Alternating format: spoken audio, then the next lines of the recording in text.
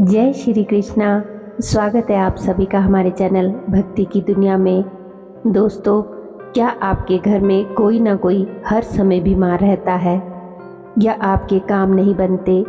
घर में लड़ाई झगड़े कलेश बेवजह होते रहते हैं, सुख और शांति नहीं है। जब भी आप कोई मांगलिक कार्य घर में करवाते हैं तो वह शांति से संपन्न नहीं होता, कलेश हो जाता है, घर में बरकत नहीं है और परेशानियां खत्म होने का नाम ही नहीं लेती। तो क्या आप जानते हैं कि ऐसा क्यों हो रहा है? क्यों ये परेशानियां खत्म नहीं हो रही? इसका एक कारण दोस्तों पितृदोष भी हो सकता है। क्या होता है ये पितृदोष?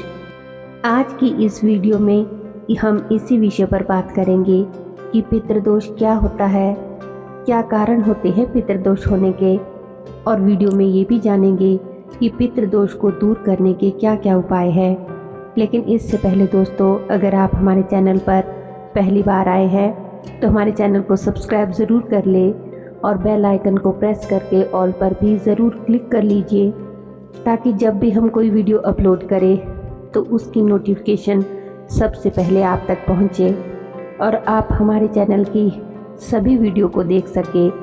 दोस्तों, वीडियो को अंत तक ज़रूर देखिएगा और वीडियो पसंद आए तो वीडियो को अपने दोस्तों और रिश्तेदारों के साथ भी शेयर ज़रूर करिएगा।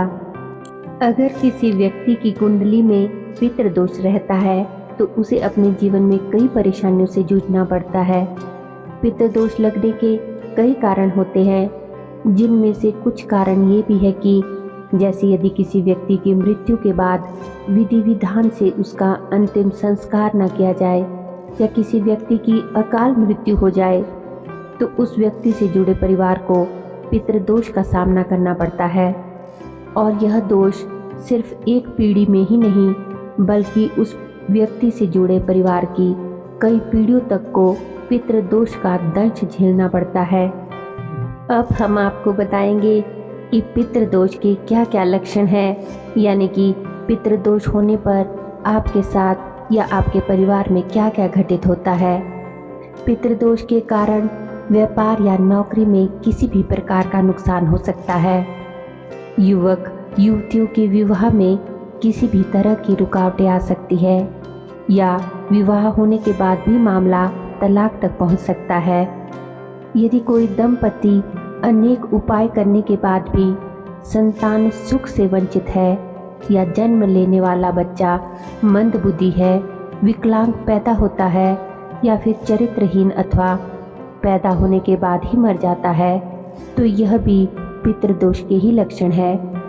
अगर आपके घर में रहने वाले सदस्यों के बीच में किसी न किसी बात को लेकर बहस होती रहती है अथवा घर में हमेशा किसी न किसी वजह से या बेवजह भी बहस झगड़ा गाली गलौज होता रहता हो, तो इसका कारण भी पितृदोष हो सकता है। घर में मौजूद सदस्यों में से किसी का भी बार बार बीमार होते रहना और बहुत इलाज दवाई करने पर भी सदस्य का ठीक ना होना। पितृदोष के कारण व्यक्ति को दुर्घटनाओं का भी सामना करना पड़ता है। परिवार के सदस्यों के बीच अगर एकता नहीं है, गृह कलेश हरदम हो रहा है, घर के अंदर तनाव ही तनाव है और आपके अपनों के जरिए ही आपको धोखा मिल रहा है, तो ये भी पितृदोष के लक्षण है।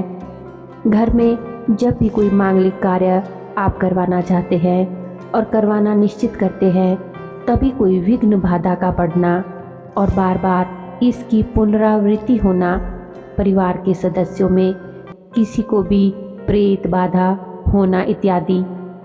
इसके अतिरिक्त नौकरी का छूट जाना, व्यवसाय में हानि होना, रुपयों पैसों का यही पता न चलना कि घर में पैसे कब आए और कब खर्च हो गए, कहाँ चले गए, यानी कि बरकत का ना होना, ये सभी दोस्तों पितृदोष लगने के लक्षण है, जिन पर व्यक्ति कभी गौर नहीं करता कि उसके घर में बार बार ये सब क्यों हो रहा है। आइए अब जानते हैं कि पितृदोष लगने के कारण क्या है। मृत्यु के बाद दोस्तों, यदि विधि विधान से व्यक्ति का अंतिम संस्कार ना किया जाए तो पितृदोष लगता है। माता पिता का अपमान करने और उनकी मृत्यु के बाद परिवार के सदस्यों का पिंडदान ना करना, तर्पण ना करना अथवा श्राद्ध ना करने के कारण भी पूरे परिवार पर पितृदोष लगता है और उन्हें मुसीबतों का, परेशानियों को झेलना पड़ता है। परिवार में किसी सदस्य की अकाल मृत्यु होने पर भी परिवार के सदस्यों को कई पीढ़ियों तक पितृदोष का सामना करना पड़ता है। शास्त्रों में ये भी बताया गया है कि पितृदोष का संबंध सर्प से होता है, यानी कि यदि कोई व्यक्ति सांप को मारता है तो सांप को मारने के कारण भी पितृदोष लगता है। पीपल का पेड़, नीम का पेड़, बरगद या फिर किसी भी फल लगे वट वृक्ष इत्यादि को कटवाना, ये कारण भी पितृदोष लगने के हो सकते हैं। दोस्तों, इन सभी कारणों से परिवार को पितृदोष लगता है और कई पीढ़ियों तक उस व्यक्ति से जुड़े परिवार की कई पीढ़ियों को पितृदोष झेलना पड़ता है। उनके घर में दुख, तकलीफें, समस्याएं, परेशानियां, कलेश, बीमारियां रहती है, सुख शांति का वास नहीं होता। अब आपको यहाँ हम बताने जा रहे हैं कि पितृदोष को खत्म करने के या उसे हटाने के उपाय आप क्या क्या कर सकते हैं। तो उपाय इस प्रकार है। सबसे पहले तो दोस्तों, पितृपक्ष के दौरान पितरों के लिए विधि विधान से तर्पण और श्राद्ध करें, ब्राह्मणों को भोजन कराएं और दान दें। साथ ही वर्ष की प्रत्येक एकादशी, चतुर्दशी, अमावस्या पर पितरों को जल तर्पण करें और त्रिपंडी श्राद्ध करें।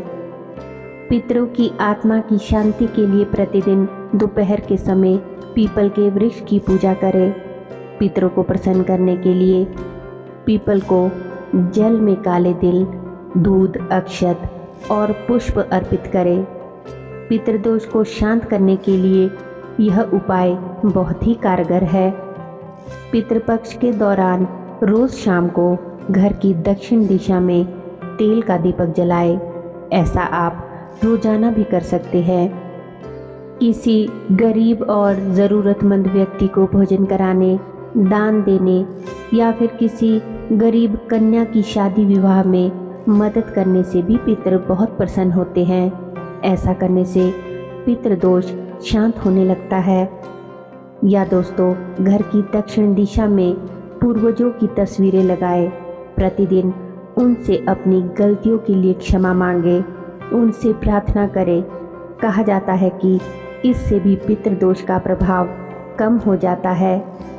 तो दोस्तों, जब भी पितृपक्ष चल रहा हो तो इस दौरान आप सभी अपने पूर्वजों की शांति के लिए तर्पण, पिंडदान और श्राद्ध अवश्य करें।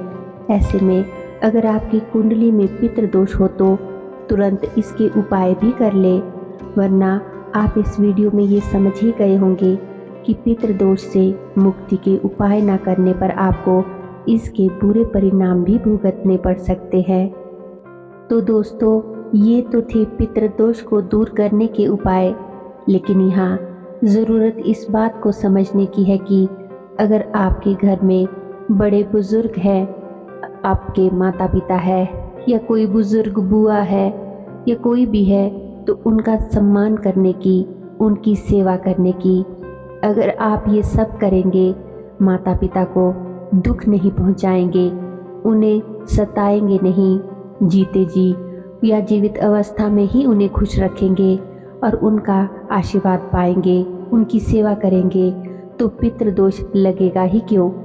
इसके अतिरिक्त अगर घर के सभी सदस्यों के साथ आप प्रेम से रहेंगे, चाहे वह भाई बहन हो या कोई भी हो, सबके साथ, किसी के साथ भी बुरा बर्ताव नहीं करेंगे, परिवार के किसी भी सदस्य का हक छीनकर भी कभी नहीं खाना चाहिए, चाहे वह आपका भाई हो या बहन, क्योंकि इसके कारण भी आपको आने वाले समय में पितृदोष झेलना पड़ सकता है। घर में समस्याओं का, परेशानियों का सामना करना पड़ सकता है। तो दोस्तों, सबसे पहले तो पितृदोष के कारणों पर गौर करें, उन कारणों को जानें और अच्छे से समझ लें और पितृदोष लगने ही ना दें। लेकिन फिर भी किसी कारणवश भूल चूक से आपकी कुंडली में पितृदोष रहता है तो अपने पितृदोष को दूर करने के लिए पितृदोष से मुक्ति पाने के उपाय ज़रूर कर ले। उम्मीद करती हूँ कि आज की वीडियो आपको अवश्य ही पसंद आई होगी। वीडियो ज़रा से भी दोस्तों पसंद आई हो तो अपने दोस्तों और रिश्तेदारों के साथ शेयर ज़रूर करिएगा। वीडियो को एक लाइक करें और अगर अभी तक भी आपने हमारे चैनल को सब्सक्राइब नहीं किया है तो सब्सक्राइब ज़रूर कर लें। तो चलिए मिलते हैं अगली एक नई वीडियो के साथ। तब तक के लिए आप सभी अपना ख्याल रखिए, अपने जीवन में आगे बढ़ते रहिए, तरक्की करते रहिए। धन्यवाद। जय श्री कृष्णा।